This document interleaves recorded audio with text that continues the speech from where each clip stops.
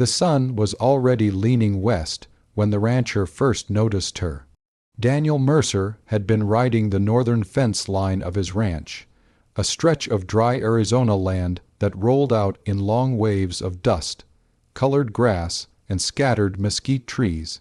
The wind moved softly across the plains, carrying the smell of warm earth and distant rain that would probably never reach this far. His horse, Copper, stepped slowly along the fence posts as Daniel checked the wire for brakes. That was when he saw her. At first, she was only a shape against the rocks on the hillside overlooking his land, still as a hawk perched on a cliff. Daniel narrowed his eyes and shifted in the saddle. A girl stood there, watching him. She was young, maybe 16 or 17, dressed in worn buckskin and a faded red cloth tied around her dark hair. Even from a distance, he could see the way she stood balanced and calm, like someone who had spent her whole life outdoors. She wasn't hiding, she was simply watching. Daniel had lived long enough in this country to know who she likely was. Apache territory stretched beyond the mountains to the east, and though the wars had ended years ago, there were still families who moved quietly through the land their ancestors had known for generations. He didn't wave, he didn't shout, he just watched her back. After a moment, the girl turned and disappeared behind the rocks as silently as she had appeared. Daniel frowned, strange, but he had cattle to tend and fences to mend, so he rode on. The next day she returned.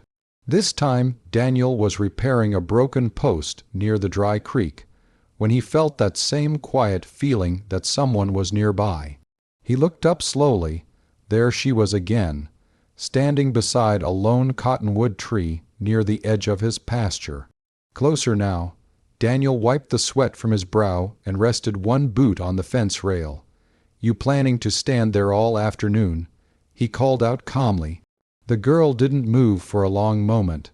Then she stepped forward, approaching with careful steps. Her eyes were dark and steady. "You are the rancher," she said.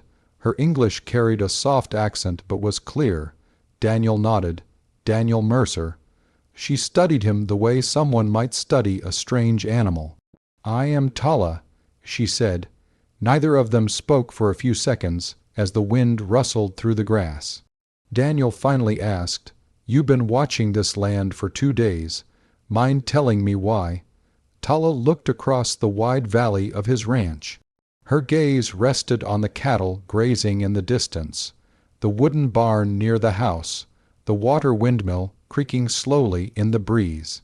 Then she said something Daniel did not expect. "My brother is dying." Daniel blinked. The words hung in the hot air. "What happened to him?"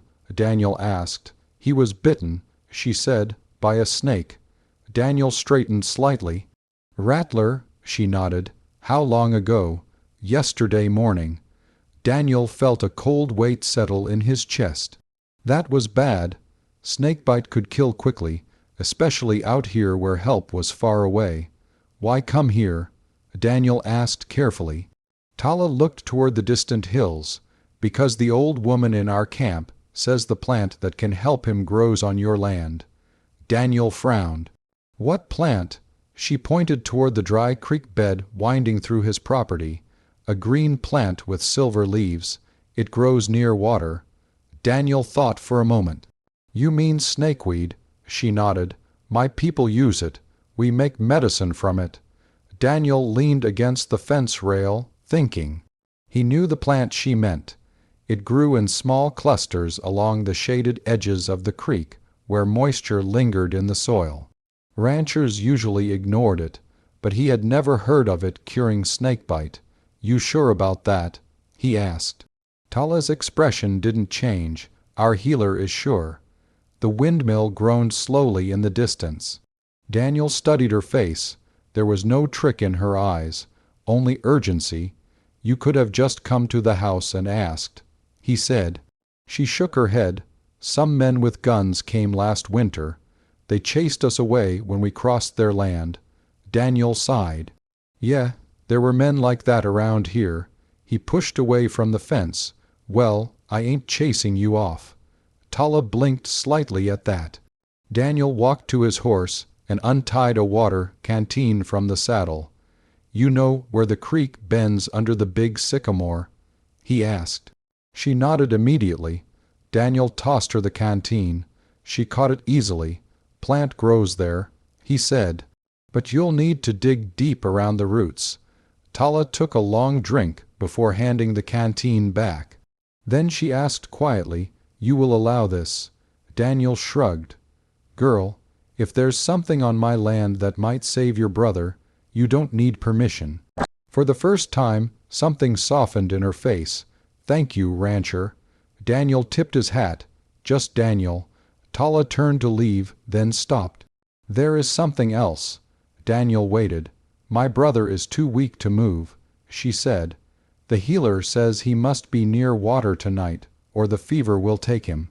Daniel looked toward the distant creek, then back at her. How far's your camp? 3 miles east. Daniel scratched his beard.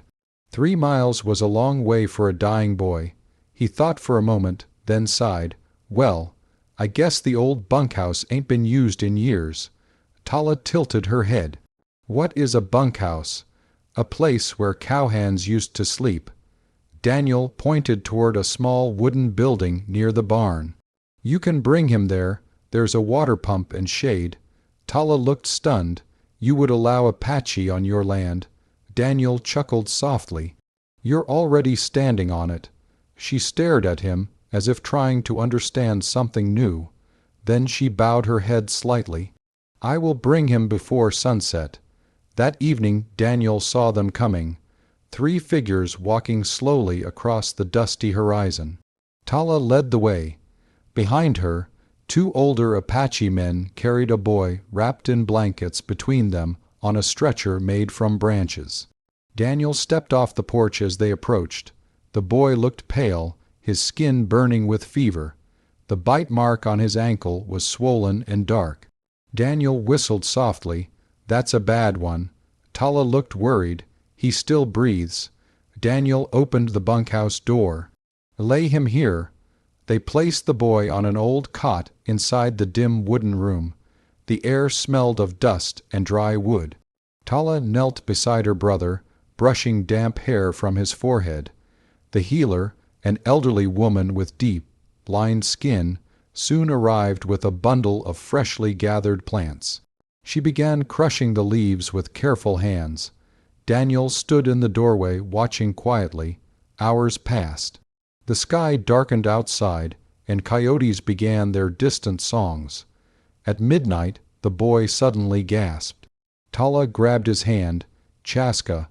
The healer pressed the crushed herbs onto the wound and wrapped it tightly. The boy's breathing slowed.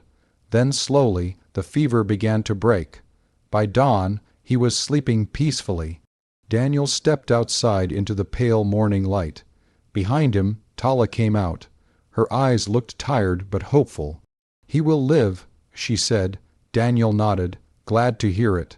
They stood quietly for a moment as the sunrise painted the hills gold. Then Tala looked at him and asked the unexpected thing that would change both their lives. Daniel, will you teach me how to work this land? Daniel turned slowly toward her. Teach you ranching, she nodded. My people are being pushed farther every year. We must learn new ways to live. Daniel looked out over the wide valley he had spent his whole life tending. Then back at the determined young woman standing beside him.